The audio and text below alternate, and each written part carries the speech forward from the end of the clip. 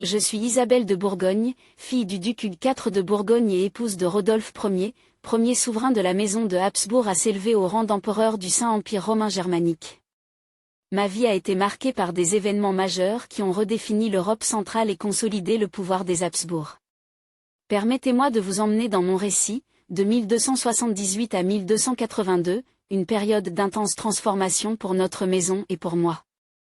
Lorsque j'épousai Rodolphe en 1273, il était encore comte de Habsbourg, un homme déterminé et stratège, mais nul ne prévoyait qu'il deviendrait l'un des souverains les plus influents de son époque. 5 ans plus tard, en 1278, un événement bouleversa notre destin, la bataille de Marchfeld.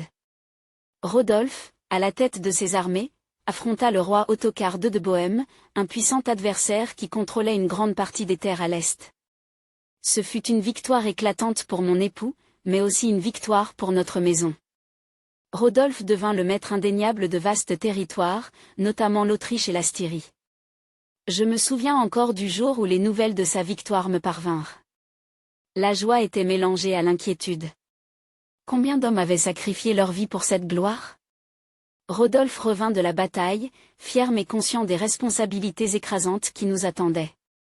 À ses côtés, j'étais non seulement son épouse, mais aussi une alliée politique. Ensemble, nous avons commencé à reconstruire et à administrer les terres nouvellement acquises. En 1281, Rodolphe entreprit de réorganiser les provinces autrichiennes, consolidant ainsi le pouvoir des Habsbourg dans la région. Mon rôle était de soutenir ces efforts tout en établissant des alliances avec les familles nobles influentes. Les banquets, les mariages arrangés, les négociations diplomatiques étaient autant de moyens pour moi de renforcer notre position. J'étais consciente que chaque sourire, chaque mot échangé lors de ces événements pouvait influencer le futur de notre maison. Cependant, la paix était fragile. Les tensions persistaient avec d'autres maisons nobles et la mémoire des guerres était encore vive. Rodolphe déploya beaucoup d'énergie à apaiser les rivalités, tout en renforçant son autorité. Je fus témoin de sa sagesse mais également de ses doutes dans les moments d'incertitude. À ses côtés, j'étais le roc sur lequel il pouvait s'appuyer, partageant son fardeau tout en élevant nos enfants dans l'espoir qu'il poursuive un jour son œuvre.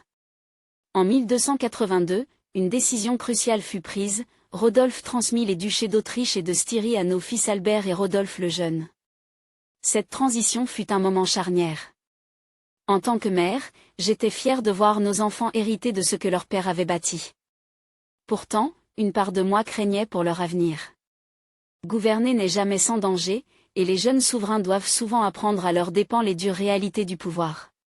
Durant ces années, j'ai été le témoin de l'évolution d'une maison noble modeste vers une dynastie appelée à dominer l'Europe pendant des siècles. Mon rôle, bien que souvent en coulisses, était essentiel.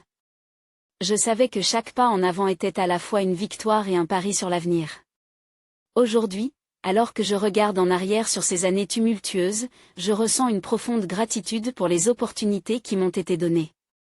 Si je suis devenue une figure historique, ce n'est pas par mes actes seuls, mais grâce à cette union avec Rodolphe, cet homme déterminé à changer le cours de l'histoire. Ensemble, nous avons forgé les bases d'un empire qui allait marquer l'Europe pour des générations. C'est là mon héritage, et je suis fière d'y avoir joué mon rôle.